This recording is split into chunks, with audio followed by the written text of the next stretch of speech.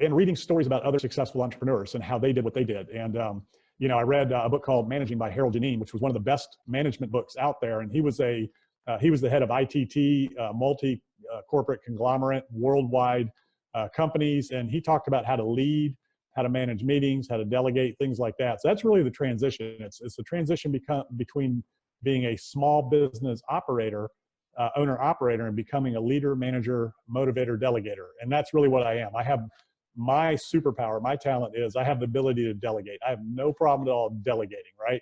So if I hire somebody and pay them, I am absolutely not going to do their job. And nor am I going to keep them from doing their job, right? So a lot of people will hire people and they will still do their job for them. It's really amazing.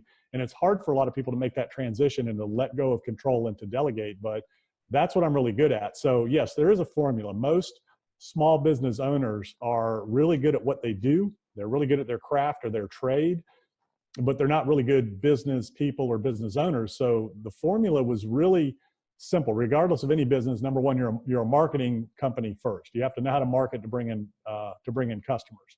Then the second thing is there are numbers to the operation that are going to be consistent across the board, right? So it's all about dollars in, dollars out. So that's simple economics of a business. So understanding those things, cash flow, and how the marketing and customer count relates to the cash flows, and then your operating costs of business. So it's people, operations, profit, right? Is how a business works. And if you put your people first, your employees and your customers, and then focus on the operations, which is your product and your process and your systems, then the profit's going to follow. And that's really the order of success in a business. So one of the first things I would do with most any business that I get involved with is I take a look at how they're operating, I take a look at their numbers, and I find out what they know about their business. And you find that out real quick by asking about the numbers. And most people don't know the numbers in their business. So that's the first thing any small business operator needs to get a grip on is the KPIs. Where are your customers coming from? What's the lifetime value of that customer? How much does it cost you to acquire that customer? And then everything from there. How much is your product? What are your costs? What is your overhead? How much does it take you to deliver that? How much can you deliver? What does it take to get to the next level? All those different things. So most of the time, these small business operators just don't have that level of understanding. So the first thing I would do is I would put an office manager / bookkeeper / administrative assistant / executive assistant / whatever, right? So that first hire for most small businesses, whether it's a real estate investor, whether it's a pool spa company, a restaurant, retail, whatever it is, in order to scale, you got to have somebody watching after the day-to-day accounting, operational aspects of the business. And as a business owner, entrepreneur, you've got a lot to do. So that's not the highest and best use of your time. Somebody else can do all that for you and present you with the reports so that you can kind of keep an eye on them and track them. So that was the first thing I would do. And it's the first thing I did in my business growing was I put an office manager / in place that could do a number of things to take all of that administrative load off of me so I could focus on selling and I could focus on developing people, finding the right people, and growing and scaling the business. So there's two things. So one, I was a builder, and as I grew my business, I was a construction manager. So we had superintendents in the field managing subcontractors. So when I first started out, I had all in-house labor, all in-house employees. We were self-performing everything, and I wasn't making any money at all. So as soon as I switched that model and started doing bigger projects and started using subcontractors, we became very profitable. So the good contractors are easy to find. So let's just talk about construction, new construction, flipping houses, those types of things that most people are doing, and even in the multifamily world. So with renovations and new construction, you've got to go and look at the projects that are being done by other investors and other builders and look at their subcontractors. And you can tell who a good subcontractor is. If they've been in business for a while, you can look at their quality of work, you can talk to them. Are they showing up on time? You can talk to the builder they're working for, the other customers they're working for. So the easiest way to find them if you're building new houses is to go into a subdivision or a new development where a lot of houses are being built and talk to the guys that are working. And, so that's one way to do it. Another way is to look at the MLS and look at houses that other investors are flipping and talk to those investors and ask them who they're using.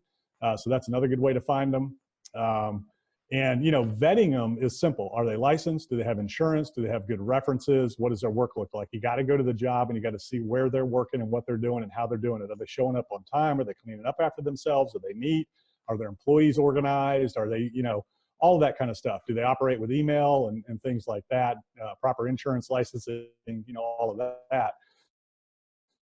So as a builder, what I looked at the subcontractors as were partners in my business. They were trade partners. So in order for us all to be successful, they had to be successful too. So not only did I pour into myself first and foremost, but I also poured into my employees in the company and I developed them. I also poured into the subcontractors that were working with us and I helped them become better at their business and I helped them become more profitable. So we were a team. We were all in it together. And we scaled real quickly. My first year we did 250,000. My 7th year we were doing 30 million.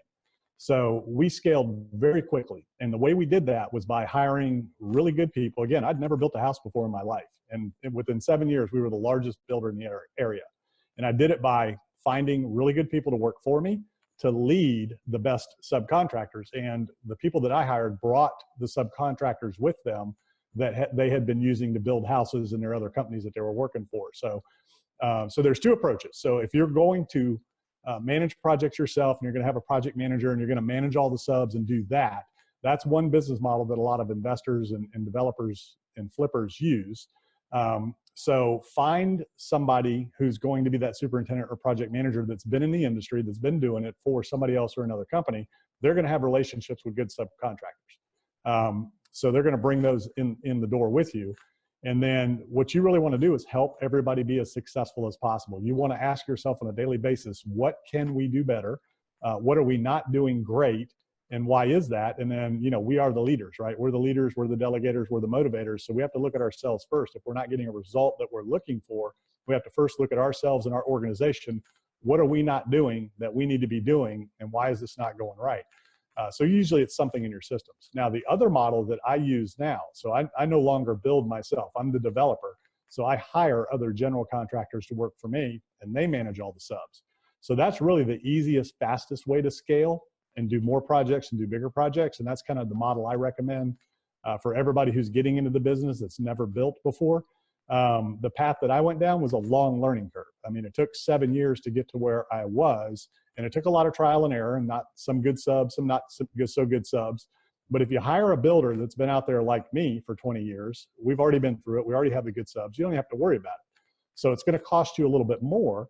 But at the end of the day, when you factor the time that it takes to learn the business, find the good subs, the insurances and licenses that you have to carry, all of the liability that goes along with it, all of the warranty work on the follow-up at the back end, those are all the things that people don't think about when they say, man, it's going to cost me 5% more for a general contractor. That 5% more is about 20% more at the back end if you're doing it yourself. So a lot of people just don't realize that. They don't see it and they don't understand it. So that's what I tell people that are starting out, that are flipping houses and doing new construction or even multifamily. Find qualified general contractors that are doing the kind of projects that you're doing or want to do, and hire them and let them be your field operations so that you can focus on finding more deals and getting the deals sold. That's how you scale a business.